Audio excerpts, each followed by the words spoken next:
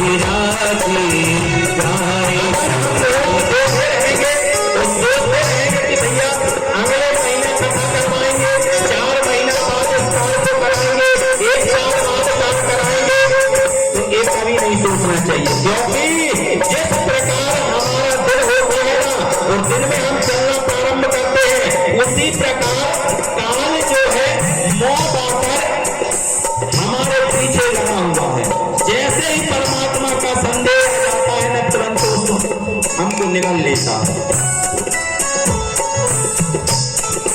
परमात्मा जैसे ही हमारा समय आता है तुरंत निगल लेता, इसलिए जब जैसा समय मिले तभी हमको कार्य कर लेना चाहिए।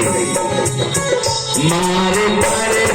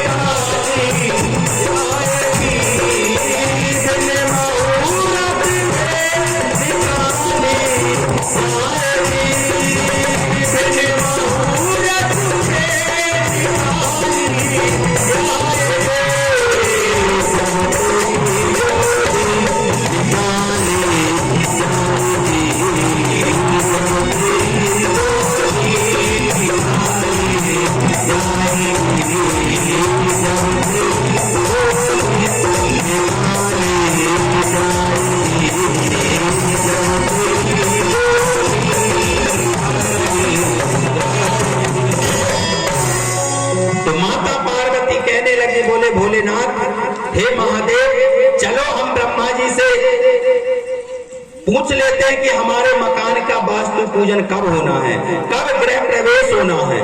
तो भगवान भोलेनाथ कहने लगे, बोले हे पार्वती, आपने निश्चय कर लिया है कि आप जो है ब्रह्मा जी से ही अपने घर का पूजन कराएंगे। तो मैया पार्वती कहने लगी, भोलेनाथ, मैंने तो यह निश्चय कर ही लिया है, मैं ही जो है भगवान ब्रह्मदेव महाराज से ही अपनी वास्तु पूजन, अपने घर की पूजन कराऊंगी। भगवान से कहने लगे, बोले ठीक है पार्वती, अगर तुम चाहती हो तो हम ब्रह्मा जी से ही पूजन कराएंगे। लेकिन भगवान शिव कहने लगे, बोले पार्वती, ब्रह्मा तो जो है सभी वेदों के शास्त्र के ज्ञाता है, लेकिन तुम्हारे पंडित जी कौन रहेंगे? ब्रह्मा जी। कभी कभी होता है ना, हमारे घर में ही परामर्श करते कि भैया कौन पंडित जी से अपन को पूजन कराना है। तो मैया पार्वती कहने लगी, बोले भोलेनाथ, हम जो पूजन कराएंगे ब्रह्मा जी से कराएंगे। तो भोलेनाथ कहने लगे कि हमारे पंडित जी भी आएंगे। तो भोलेनाथ ने जैसे कहा तो मैया पार्वती कहने लगी, आपके कौन पंडित जी हैं? बोले मेरा शिष्य है रावण, वह वास्तु पूजन कराने के लिए आएगा, क्योंकि उससे बड़ा पंडित मैंने आज तक नहीं देखा। तो माता पार्वती कहने लगी, ठीक है, फिर देखते हैं कौन के पंडित जी जीतते हैं।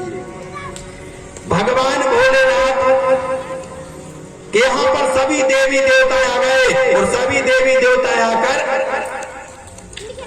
बैठ गए, सबकी व्यवस्थाएं हो गई। अब ब्रह्मा जी आए, सुंदर चौक पूरा गया, सुंदर पटा सजाया गया, पूजन की व्यवस्था की गई। भगवान भोलेनाथ और मैया पार्वती दोनों जजमान बने हुए हैं, अपने घर की, अपने वास्तु की पूजन करा रहे हैं। ब्रह्मा जी ने जैसे तैयार की, इसके बाद रावण भी भैया उस पूजन में पहुंच गया और जाकर कहने लगा, हर हर महादेव शंभो। रावण जैसे ही पहुंचा, अब ब्रह्मा जी पूजन करा रहे थे, रावण भी जाके बगल में बैठ गया। महादेव, आपकी कृपा से, आपके बुलाने अनुसार मैं यहाँ पर आ गया।